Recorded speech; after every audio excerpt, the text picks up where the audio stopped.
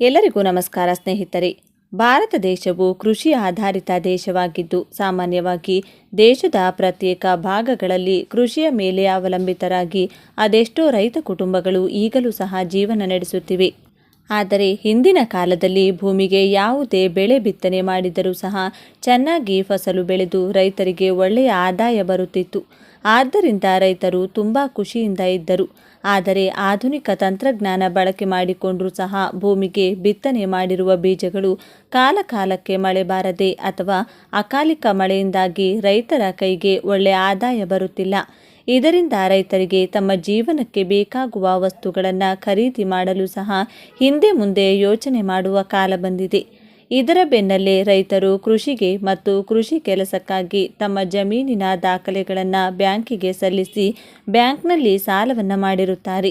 ಜಮೀನಿನಲ್ಲಿ ಬಿತ್ತನೆ ಮಾಡಿರುವ ಬೆಳೆಗಳು ಕೈಕೊಟ್ಟಾಗ ರೈತರಿಗೆ ದಿಕ್ಕು ತೋಚದೆ ಜಮೀನನ್ನೇ ಮಾರಾಟ ಮಾಡಿಯಾದರೂ ಸಾಲವನ್ನು ತೀರಿಸಬೇಕು ಎಂದು ಯೋಚನೆ ಕೂಡ ಮಾಡಿ ಜಮೀನನ್ನೇ ಮಾರಾಟ ಮಾಡಲು ಮುಂದಾಗಿರುತ್ತಾರೆ. ಇಂತಹ ಸಂದರ್ಭಗಳಲ್ಲಿ ಸರ್ಕಾರವು ರೈತರಿಗೆ ಸ್ವಲ್ಪ ಮಟ್ಟಿಗೆ ಆದರೂ ಅನುಕೂಲ ಮಾಡುವ ನಿಟ್ಟಿನಲ್ಲಿ ರೈತರ ಸಾಲ ಮನ್ನಾ ಮಾಡಲು ಮುಂದಾಗಿರುತ್ತದೆ.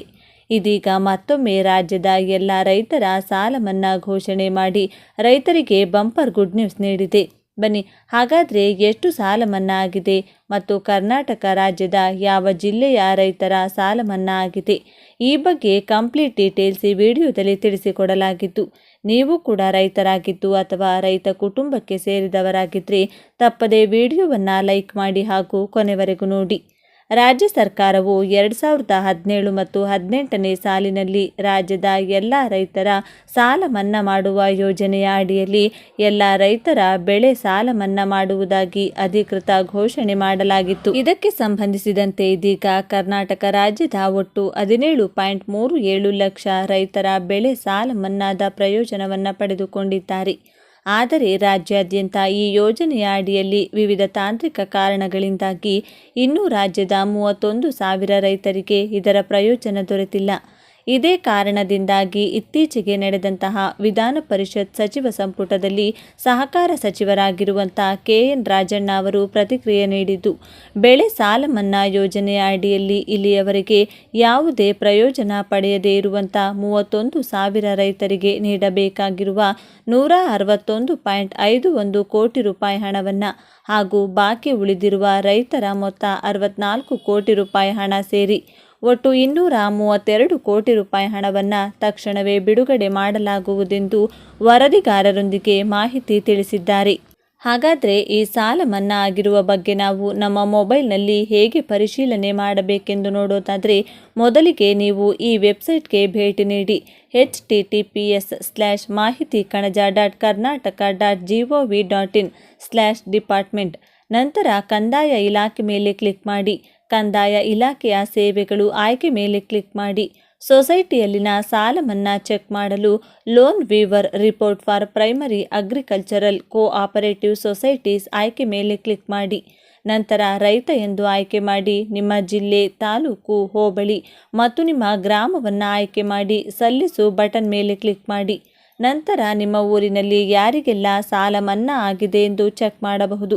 ಈ ರೀತಿ ನೀವು ನಿಮ್ಮ ಮೊಬೈಲ್ ಮೂಲಕವೇ ಸಾಲ ಮನ್ನಾ ಆಗಿರುವುದನ್ನು ಪರಿಶೀಲನೆ ಮಾಡಬಹುದು. ಈ ವರ್ಷ ಮುಂಗಾರು ಮಳೆ ಪ್ರಾರಂಭ ಆದಾಗಿನಿಂದಲೂ ದೇಶದ ಮತ್ತು ಕರ್ನಾಟಕ ರಾಜ್ಯದ ಬಹುತೇಕ ಎಲ್ಲ ಜಿಲ್ಲೆಗಳಲ್ಲೂ ಮಳೆ ಬಿಟ್ಟು ಬಿಡದೆ ಸುರಿದಿದ್ದು ರೈತರ ಜಮೀನಿನಲ್ಲಿ ಬೆಳೆದ ಮುಂಗಾರು ಹಂಗಾಮಿನ ಬೆಳೆಗಳು ಸಂಪೂರ್ಣ ನಾಶ ಆಗಿದೆ.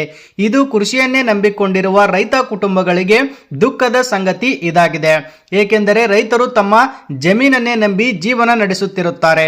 ಇಂತಹ ಅಕಾಲಿಕ ಮಳೆಯಿಂದಾಗಿ ಜಮೀನಿನಲ್ಲಿ ಬಿತ್ತಿರುವ ಬೆಳೆಯೂ ಕೂಡ ರೈತರ ಕೈಗೆ ಸೇರದೆ ಇದ್ದಾಗ ರೈತರು ಜೀವನ ನಡೆಸುವುದೇ ತುಂಬಾ ಕಷ್ಟದ ದಿನಗಳು ಎದುರಿಸಬೇಕಾಗುತ್ತೆ. ಇದೀಗ ರಾಜ್ಯ ಸರ್ಕಾರವು ರೈತರಿಗೆ ಮತ್ತು ರೈತ ಕುಟುಂಬಗಳಿಗೆ ಸ್ವಲ್ಪ ಮಟ್ಟಿಗೆ ಆದರೂ ನೆರವು ನೀಡುವ ಸಲುವಾಗಿ ಬೆಳೆ ಪರಿಹಾರ ಹಣ ನೀಡಲು ರಾಜ್ಯ ಸರ್ಕಾರ ನಿರ್ಧಾರ ಮಾಡಿದೆ. ಹಾಗಾದ್ರೆ ಈ ಬೆಳೆ ಪರಿಹಾರ ಹಣ ಪ್ರತಿ ಹೆಕ್ಟರ್ಗೆ ಎಷ್ಟು ಹಣ ಸಿಗಲಿದೆ ಮತ್ತು ಯಾವಾಗ ಖಾತೆಗೆ ಜಮಾ ಆಗಲಿದೆ ಎಂಬುದರ ಕುರಿತು ಕಂಪ್ಲೀಟ್ ಡೀಟೇಲ್ಸ್ ನೋಡೋಣ ಬನ್ನಿ ಸ್ನೇಹಿತರೆ. ರಾಜ್ಯ ಸರ್ಕಾರವು ಬೆಳೆ ಕಳೆದುಕೊಂಡ ರೈತರಿಗೆ ಸಿಹಿ ಸುದ್ದಿ ನೀಡಿದ್ದು, ಮುಂದಿನ 3-4 ದಿನದ ಒಳಗಾಗಿ ಇನ್ಪುಟ್ ಸಬ್ಸಿಡಿ ರೈತರ ಬ್ಯಾಂಕ್ ಖಾತೆಗೆ ಜಮೆ ಆಗಲಿದೆ ಎಂದು ಸಚಿವ ಪ್ರಿಯಾಂಕ್ ಖರ್ಗೆ ತಿಳಿಸಿದ್ದಾರೆ. ಈ ಕುರಿತು ಮಾಹಿತಿ ನೀಡಿರುವ ಸಚಿವ ಪ್ರಿಯಾಂಕ್ ಖರ್ಗೆ ಅವರು 2024 ಮತ್ತು 25ನೇ ಸಾಲಿನ ಮುಂಗಾರು ಹಂಗಾಮಿನಲ್ಲಿ ಭಾರೀ ಮಳೆಯಿಂದಾಗಿ ಬೆಳೆ ಹಾನಿಯೊಳಗಾದ ರೈತರಿಗೆ ಪರಿಹಾರದ ಮೊತ್ತ ಮಂಜೂರು ಆಗಿದೆ. ಮುಂಗಾರು ಹಂಗಾಮಿನಲ್ಲಿ ಮಳೆಯಿಂದ ಹಾನಿಗೊಳಗಾದ ಕೃಷಿ ಹಾಗೂ ತೋಟಗಾರಿಕೆ ಬೆಳೆ ಹಾನಿಯ ಮೊದಲು ಕಂತಿನ ಪರಿಹಾರಕ್ಕಾಗಿ 13.2 ಕೋಟಿ ರೂಪಾಯಿ ಇನ್ಪುಟ್ ಸಬ್ಸಿಡಿ ಮಂಜೂರಾಗಿದೆ. ಹಾನಿಯಾದ ಕೃಷಿ ಮತ್ತು ತೋಟಗಾರಿಕೆ ಬೆಳೆಗಳ ವಿವರಗಳನ್ನು ಗ್ರಾಮ ಆಡಳಿತ ಅಧಿಕಾರಿಗಳು ತಂತ್ರಾಂಶದಲ್ಲಿ ನಮೂದಿಸಿ ಅನುಮೋದಿಸಿದ್ದಾರೆ. ಮೊದಲ ಹಂತದಲ್ಲಿ ಒಟ್ಟು 33,718 ರೈತರಿಗೆ 13.2 ಕೋಟಿ ರೂಪಾಯಿಗಳನ್ನು ಎನ್ಡಿಆರ್ಎಫ್ ಮತ್ತು ಎಸ್ಡಿಆರ್ಎಫ್ ಮಾರ್ಗಸೂಚಿ ಅನ್ವಯ ಹಣ ಮಂಜೂರಾತಿ ನೀಡಲಾಗಿದೆ. ನೇರವಾಗಿ ಆಧಾರ್ ಸಂಖ್ಯೆ ಜೋಡಣೆಯಾಗಿರುವ ರೈತರ ಬ್ಯಾಂಕ್ ಖಾತೆಗಳಿಗೆ ಪರಿಹಾರದ ಮೊತ್ತ ಜಮಾ ಮಾಡಲು ಅನುಮೋದನೆ ಕೂಡ ನೀಡಲಾಗಿದೆ. ಮಳೆಯಿಂದ ಬೆಳೆ ಹಾನಿಯಾದ ರೈತರಿಗೆ ರಾಜ್ಯ ಸರ್ಕಾರವು ಸಿಹಿ ಸುದ್ದಿ ನೀಡಿದ್ದು, ಮಳೆಯಿಂದಾಗಿ ಬೆಳೆ ಹಾನಿಯಾದ ರೈತರಿಗೆ ಡಿಬಿಟಿ ಮೂಲಕ ಬೆಳೆ ನಷ್ಟ ಪರಿಹಾರ ಒದಗಿಸಲಾಗುತ್ತೆ ಎಂದು ಸಚಿವ ಕೃಷ್ಣ ಬೈರೇಗೌಡ ಕೂಡ ತಿಳಿಸಿದ್ದಾರೆ. ಸುದ್ದಿಗಾರರೊಂದಿಗೆ ಮಾತನಾಡಿದ ಅವರು, ರಾಜ್ಯದಲ್ಲಿ ಹಿಂಗಾರು ಹಂಗಾಮಿನ ಅಕ್ಟೋಬರ್ ತಿಂಗಳಲ್ಲಿಯೇ 66% ಸುರಿದ ಅಧಿಕ ಮಳೆಯಿಂದ ರಾಜ್ಯದಲ್ಲಿ ಈವರೆಗೆ 56,993 ಹೆಕ್ಟರ್ ಪ್ರದೇಶಕ್ಕೂ ಹೆಚ್ಚು ಪ್ರದೇಶದಲ್ಲಿ ಬೆಳೆ ಹಾನಿ ಉಂಟಾದ ವರದಿ ಇದ್ದು, ಮುಂದಿನ 3 ದಿನಗಳಲ್ಲಿ ಜಂಟಿ ಬೆಳೆ ಸಮೀಕ್ಷೆ ನಡೆಸಿ ಹಾನಿಯಾದ ರೈತರಿಗೆ ಡಿಬಿಟಿ ಮೂಲಕ ಬೆಳೆ ನಷ್ಟ ಪರಿಹಾರ ಒದಗಿಸಲಾಗುತ್ತೆ. ಅತಿ ಹೆಚ್ಚು ಮಳೆಯಾಗಿದ್ದು ಪ್ರಾಥಮಿಕ ಅಂದಾಜು ಬೆಳೆ ನಷ್ಟಕ್ಕಿಂತ ಇನ್ನೂ ಹೆಚ್ಚಿನ ಬೆಳೆ ನಷ್ಟವಾಗಿರುವ ವರದಿ ಸಿಕ್ಕಿದಾಗಿದೆ. 3 ದಿನಗಳಲ್ಲಿ ಜಂಟಿ ಸಮೀಕ್ಷೆಯ ನಂತರ ಬೆಳೆ ನಷ್ಟದ ನಿಖರತೆ ತಿಳಿಯಲಿದೆ. ಇದಕ್ಕಾಗಿ ಶನಿವಾರದವರೆಗೆ ಮುಖ್ಯಮಂತ್ರಿಗಳೊಂದಿಗೆ ಅಧಿಕ ಮಳೆಯಾದ ಜಿಲ್ಲಾಧಿಕಾರಿಗಳೊಂದಿಗೆ ವಿಡಿಯೋ ಕಾನ್ಫರೆನ್ಸ್ ನಡೆಸಿ ಸೂಚನೆ ಕೂಡ ನೀಡಲಾಗುತ್ತೆ ಎಂದರು. ಮುಂಗಾರು ಹಂಗಾಮಿನಲ್ಲಿ 1.18 ಲಕ್ಷ ಹೆಕ್ಟರ್ ಪ್ರದೇಶದಲ್ಲಿ ಬೆಳೆ ನಷ್ಟ ಆಗಿದ್ದು, ಈಗಾಗಲೇ ಪರಿಹಾರ ನೀಡಲಾಗಿದ್ದು, ಮುಂದಿನ ಕೆಲವೇ ದಿನಗಳಲ್ಲಿ ಮುಂಗಾರು ಬೆಳೆ ನಷ್ಟ ಪರಿಹಾರ ಪಾವತಿ ಕೂಡ ಪೂರ್ಣ ಆಗಲಿದೆ ಎಂದರು.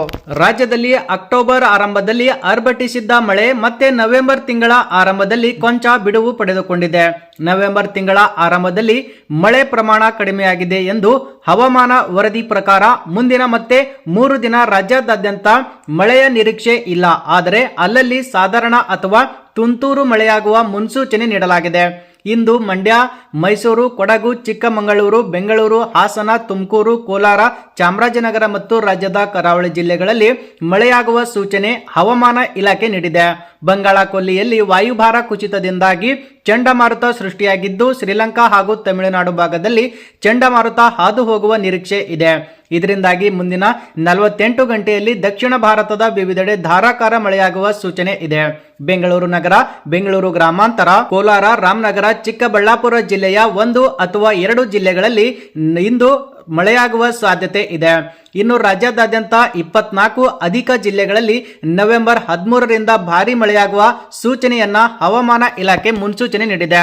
ಇನ್ನು ಬೆಂಗಳೂರು ನಗರ, ಬೆಂಗಳೂರು ಗ್ರಾಮಾಂತರ, ರಾಮನಗರ, ಶಿವಮೊಗ್ಗ, ಹಾವೇರಿ, ಚಿತ್ರದುರ್ಗ ಮತ್ತು ಮಂಡ್ಯ, ಮೈಸೂರು, ಕೊಡಗು, ಕೋಲಾರ, ತುಮಕೂರು, ವಿಜಯನಗರ, ದಾವಣಗೆರೆ, ಹಾಸನ, ಚಾಮರಾಜನಗರ ಸೇರಿದಂತೆ ಚಿಕ್ಕಬಳ್ಳಾಪುರ, ಚಿಕ್ಕಮಗಳೂರು, ಧಾರವಾಡ, ಗದಗ, ಹಾವೇರಿ, ಕೊಪ್ಪಳ, ದಕ್ಷಿಣ ಕನ್ನಡ, ಉತ್ತರ ಕನ್ನಡದಲ್ಲಿ 3 ದಿನ ಭಯಂಕರ ಮಳೆಯಾಗಲಿದೆ ಎಂದು ಇದೀಗ ಭಾರತೀಯ ಹವಾಮಾನ ಇಲಾಖೆ ಮುನ್ಸೂಚನೆ ನೀಡಿದೆ.